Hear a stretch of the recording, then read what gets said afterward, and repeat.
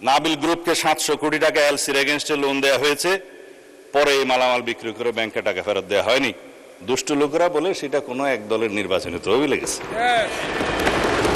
এবং তারা একটা টিভি চ্যানেল প্রতিষ্ঠা করেছে এবং সেই টিভি চ্যানেলটা কোন পক্ষে খেলছে সেটা আমরা জানি। তার ব্যাংক লায়াবিলিটি হচ্ছে 16,000 কোটি টাকা। তার বিরুদ্ধে তদন্ত কেন হচ্ছে না? সেই জন্য তদন্ত হবে মাননীয় স্পিকার। এখন লান্তাবুর গ্রুপকে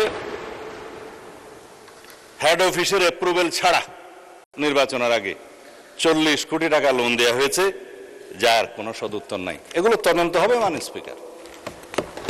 সোশ্যাল কর্পোরেট রেসপন্সিবিলিটি নাম দিয়ে যারা ঢাকা থেকে কক্সবাজার পর্যন্ত বিমানের টিকিট পর্যন্ত ব্যাংকের থেকে করিয়েছে, সেগুলোরও তদন্ত হবে মাননীয় স্পিকার। রেকর্ড আছে, এগুলো পত্রিকায় প্রকাশিত হয়েছে। এই আরডিএস প্রকল্প থেকে, এলসির এগেনস্টে লোন দেয়া থেকে, এই যে গ্রুপের কথা বললাম, নামও তো মনে নেই, লান্তাপুর না কি যেন, লান্তাবুর, এগুলো তদন্ত হবে। তকবির দিয়ে ব্যাংক দখল করার পর যাদেরকে চক্রচ্যুত করা হয়েছে তাদের সংখ্যা হচ্ছে 9,000। অন্যায্যভাবে কোনো আইন কানুন না দেখিয়ে তাদেরকে নিয়ম বহির্ভূতভাবে চাকরিচ্যুত করা হয়েছে। তারা প্রায় সময় ডেমনস্ট্রেশন করে রাস্তায়, আপনারা দেখতে পারেন পত্রিকায়। শুধু তাই না, 6,000 নতুন নিয়োগ দেওয়া হয়েছে, তাদের সবাই একটি রাজনৈতিক মতাবলম্বী লোক এবং তাদেরকে কনফার্ম করা হয়েছে 50%, আর 50% করার তালে আছে, তদন্ত হলে আর পারবে না। 13,000 প্রমোশন দেওয়া হয়েছে, যারা যেই ক্যাটাগরি থেকে প্রমোশন পেয়ে যে ক্যাটাগরিতে যাওয়ার কথা না, 2-3টা করে প্রমোশন দেওয়া হয়েছে। এই নিয়মগুলো তো হয়েছে মাননীয় স্পিকার, ইসলামের নামেই তো হয়েছে বলে মনে হয়। তো সুতরাং এগুলো তদন্ত হলে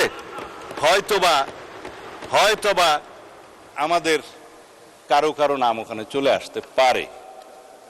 এই তদন্ত হোক, টাকা কোথায় সরানো হয়েছে সেটা তদন্ত হোক।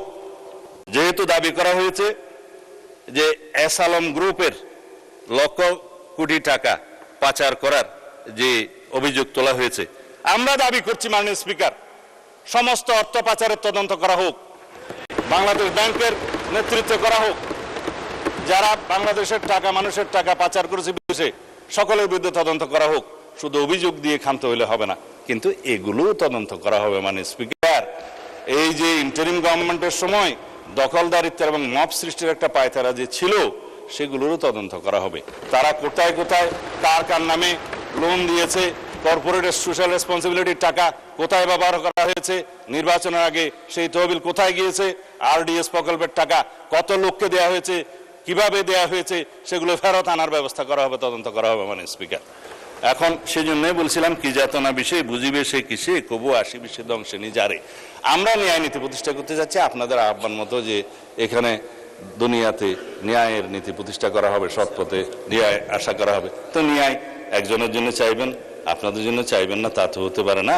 আমরা সকল গ্রাহকের এবং শেয়ার হোল্ডারদের স্বার্থ রক্ষা করব, ন্যায় নীতি প্রতিষ্ঠা করব, সুষ্ঠুভাবে তদন্ত করব।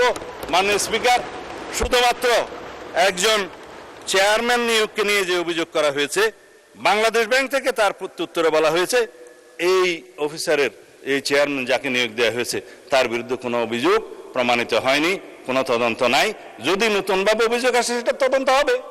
এখনো পর্যন্ত তো সে প্রিজাম্পশন অফ ইনোসেন্স নীতি অনুসারে তার বেনিফিটটা পাবে, যে তার বিরুদ্ধে শুধু অভিযোগ আনা হচ্ছে মৌখিকভাবে বা পত্রিকায়, সেই অভিযোগের তো তদন্ত হয় নাই। সুতরাং প্রিজাম্পশন অফ ইনোসেন্স হিসাবেই সে তার বেনিফিটটা পাবে। যদি অভিযোগ আনে, তদন্ত হবে, তখন সেটা দেখা যাবে। এবং he who seeks equity must come with clean hand, this is one of the maximum of the equity. তারা যেগুলো বলছে, তারা যদি ক্লিন হ্যান্ডে থাকে, তাহলে তারাও তদন্তের ফেস করুক মাননীয় স্পিকার। যাদেরকে আজকে ব্যাংক কর্মচারীদেরকে অফিসে ঢুকতে দেওয়া হচ্ছে না এবং কলম বিরতির নামে জবরদস্তিমূলক ব্যাংকে যেয়ে বাধা দেওয়া হচ্ছে, আমাদের কাছে তো ভিডিও আছে। আমরা যেহেতু এই স্বরাষ্ট্র মন্ত্রণালয়ের দায়িত্ব পালন করছি, আমাদের কাছে সমস্ত কিছু রাখতে হয়। এই সমস্ত তদন্ত ভিডিও সহ, অডিও সহ সবকিছু আছে। মাননীয় বিরোধী দলীয় নেতা এক জায়গায় বক্তৃতা দিয়ে বলেছেন, তার বুকের উপর দিয়ে যাবে, যদি টিয়ার গ্যাসগুলি করতে হয় আমার উপর দিয়ে যাবে, আমি গ্রাহকের সেবা নিশ্চিত করব। গ্যারান্টেড মাননীয় বিরোধী দলীয় নেতা, গ্রাহকদের, আমানতকারীদের স্বার্থ নিশ্চিত করার জন্য আমরাও বুক পেতে দেবো, শুধু আপনি কেন। সুতরাং ন্যায় নীতি প্রতিষ্ঠা করা হবে।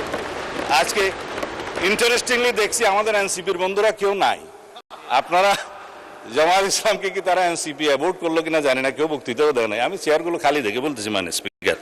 তবে এখানে একটা দাবি রাখি, অন্যায্যভাবে যাদেরকে চাকরিচ্যুত করা হয়েছে তাদের সবাইকে চাকরি ফেরত দেওয়ার জন্য একটা তদন্ত পরিচালনা করা হোক। আর যাদেরকে রাজনৈতিক বিবেচনা চাকরি দেওয়া হয়েছে তাদের কয়টা সঠিক নিয়োগ হয়ে গেছে সে বিষয়েও তদন্ত করা হোক। মাননীয় অর্থমন্ত্রীকে অনুরোধ করছি, Bangladesh bank as regulatory authority of the banks, central bank, তার যথেষ্ট ক্ষমতা আছে, ব্যাংক কোম্পানি আইনের ক্ষমতা দেওয়া আছে, সেই জন্য সেভাবে যায়। ধন্যবাদ মাননীয় স্পিকার।